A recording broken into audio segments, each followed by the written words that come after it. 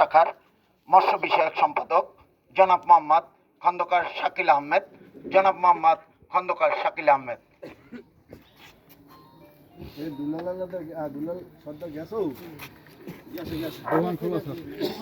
বিসমিল্লাহির রহমানির রহিম।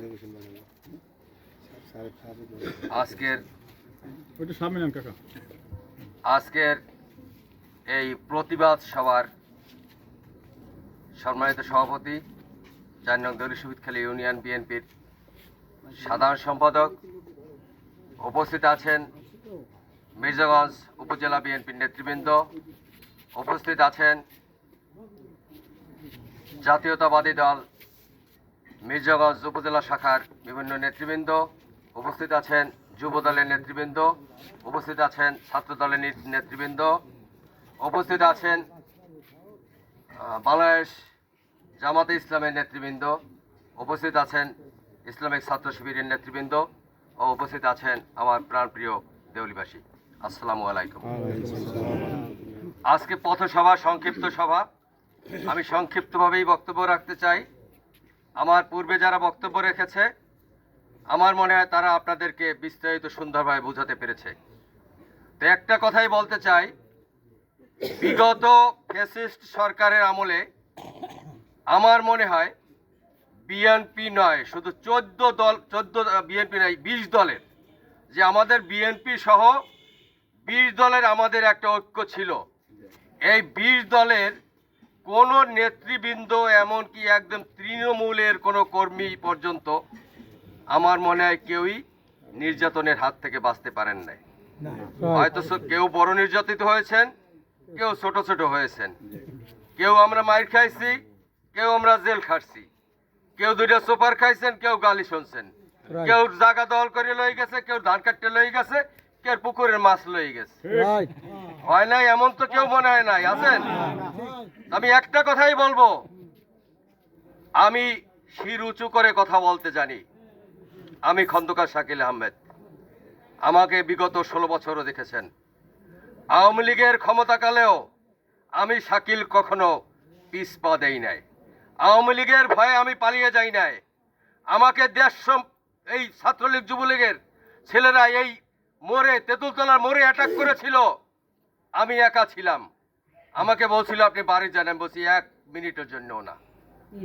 আমার যদি লাশ যায়, লাশ যাবে, কিন্তু শাকিল যাবে না যতক্ষণ শাকিলের রুহ আছে। আমি কিন্তু সেই শাকিল। আপনারা জানেন আমার বড় ছেলেকে এই বাজারে বসে কিছু ছাত্রলীগের গুন্ডারা, কুত্তা লীগের গুন্ডারা, ওরা এই বাজারে বসে মারছিল। তখন মেট্রিক পরীক্ষা দেয়। সেই মাইরের নালিশ করছিলাম। শুধু নালিশ করি নাই, আমি ওই আলতাফের বাড়ি পর্যন্ত বের দিছি একা। আমার সাথে কেউ ছিল না, একা। ওই আলতাফের কুত্তা সন্তানটা, জারজ সন্তানটা ওইটা পিছন দিয়ে পালাই গেছে। এরপরে আমি এই আওয়ামী লীগের, এই কুত্তা লীগের সভাপতি, ওই যে মনির সন্ত্রাসী মন্যা, চোরামনির, ওর কাছে আমি নালিশ করেছিলাম। ও আমাকে বলেছিল এটার কঠিন বিচার হবে। এই দেউলিয়ার অফিসে বসছিলাম।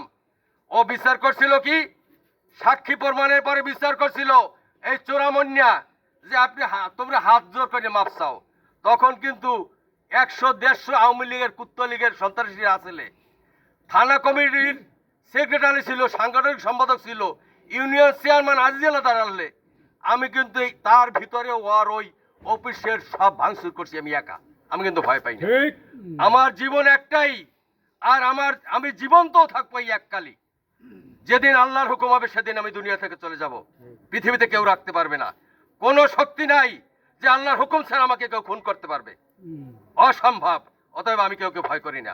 জীবন দেওয়ার মালিক যিনি, নেওয়ার মালিক তিনি। আমি একটা কথাই হুঁশিয়ার করে দিতে চাই, আপনারা জানেন আমি কিন্তু বেশি লোক নিয়ে রাজনীতি করি না, অল্প লোক নিয়ে করি। কিরকম জানেন? দুর্যোগের সময় আমি একা, আমার সাথে 4-5 জন থাকলে যথেষ্ট। আল্লাহর রহমতে আল্লাহ আমার যতটুকু শক্তি, সামর্থ্য, সাহস দিয়েছে, আমি মনে করি এই যে কুত্তা লীগের কিছু পোলাপান আইছে না, জারজ সন্তানগুলা, যেগুলো টোকাই আছে এ জায়গায় ও জায়গায়, এগুলো দেশে আইছে কতটি পোস্টার মোস্টার লইয়া, এইগুলো টানাইবে। আমি প্রতিবাদ করছি কয়দিন আগে, যে যেটা নামবি ওইটার কি হাল করা লাগে এটা কিন্তু আমি করবো। আমি সবাই কই না, কয়েকজনের কইছি আমার লগে থাইস, বেশি লোক আমার দরকার পড়ে না। তো আমি এখনো হুঁশিয়ার করে দিতে চাই, আওয়ামী লীগ 16 বছর ক্ষমতায় ছিল, আমাকে এক পাও কিন্তু পিছনে হাঁটাইতে পারে নাই। আমি জেল খাটছি, মার খাইছি, 20 পাও কিন্তু দিই নাই। যা পারছি দিছি, আদ্যা পিটাইছি, জোতাদ্যা পিটাইছি, রামদাদ্যা কোফাইছি, ও আমলে কিন্তু ছাড়ি নাই। এই আমলে ছাড়মো এটা কেউ ভাববো না, কেউ ভাববো না যে শাকিল খন্দকার একমাত্র আল্লাহ ছাড়া পৃথিবীতে কাউকে ভয় পায়। এ চিন্তা কেউ করবা না। আমার রুহু একটাই, নিবেও একবার, বারবার নেবে না। ও জন্য আমি প্রস্তুত আছি। অতএব সাবধান করে দিতে চাই, এই ফ্যাসিস্ট সরকারের, এই পতিত সরকারের যে কুত্তা বাহিনী আছো, এই দেউলির বুকে কেউ মাথা উঁচু করার চেষ্টা করবে না। আমি শুধু এতটুকুই বলতে চাই, যদি মাথা উঁচু করো, ঘাড় ভেঙে, ওই যে বলে না শয়তানে ঘাড় মটকাইয়া ওই মাথা মানে উঁচা মাথাটা বেহা করে ছাড়িয়ে দেবো আল্লাহর রহমতে, একটুও পিছ পাওয়া দেব না। এখনো বলি, আমরা সম্প্রীতি রক্ষা করতে চাই। তোমরা ভাবো যে আমরা কিছু বলি না, এটা আমাদের দুর্বলতা না। আমরা এখনো ওই যে কয় না, বাংলায় কয় খাতিল রায় কেরাই করতেন। কেন খাতিল রাহি? মারমু করে, এখনো চিন্তা করি মারমু করে, কিন্তু মারা যদি শুরু করি একাল কিন্তু কারে মারমু দেখবো না, এটা পরিষ্কার কথা। এখনো ওইটা চিন্তা করি। ওই আমার চাচা আছে ফারুক স্যারে, সেও বিগত দিনে কইছে যে কারে মারমু, সবই তো আমাকে অন্যায় করছে, মাফ করা ছাড়া তো আর কি আছে? মাফ করা মহত্বের লক্ষণ। আমরা কিন্তু ওই মহত্বের লক্ষণটাই এখনো বাঁচি। এজন্য যদি কেউ ভাবেন যে আমরা দুর্বল, ভুল করবেন। এখনো শোধরান, সামনে কিছু করার চেষ্টা করবেন না। আপনারা যে কাজ করছেন, কোনোদিন ভাববেন না যে এই শেখ হাসিনা যতদিন পৃথিবী আছে বাংলাদেশে ফিরে আসবে। অসম্ভব। বিশ্বে এমন কোনো নজির নাই যে বিশ্বের কোন ফ্যাসিস্ট সরকার যার পতন হয়েছে সে আবার গদিতে ফিরে আইছে, এমন কোন নজির এই পৃথিবীর 228টা দেশের মধ্যে কোনো আর নাই। ঠিক আছে, আমরা ভাববেন না যে বাংলাদেশে এইটা হইবে, এইটা কোনোদিন ভাববেন না। আর যদি সে বাংলাদেশে থাকতো, সে যদি কারাবরণ করত, তার দোষ স্বীকার করত, হয়তো ভাবা যায় তো একদিন আইতেও পারে। এই ভাবনাটা আপনারা ছাড়িয়ে দেন। এখনো ভালো হয়ে যান, সঠিক পথে আসেন। যদি না আসেন, পথে যেন আনতে হয় না। আনলে জোর করিয়ে আনলে কিন্তু জিরো মানা লাগে হিরো মানবো। ঠিক আছে, এইটা বুঝতে লইয়েন। ওই রুহুল আমিন আলাদারের রাজনীতি করছি একসময় জাতীয় পার্টি, একটা ধরিয়ে আনতে করলে তা ধরিয়ে লইয়া আইনে সামনে খাড়া হচ্ছি। এখন আমারে কয় তুই কি আনছো? কারো ধরিয়ে আনতে করছি, আনছি না। বেদব, ও হেঁটে আসলো কেমন করে? তো অর্থ বুঝেন? ঠ্যাং টং গুরু আর জানি নাই।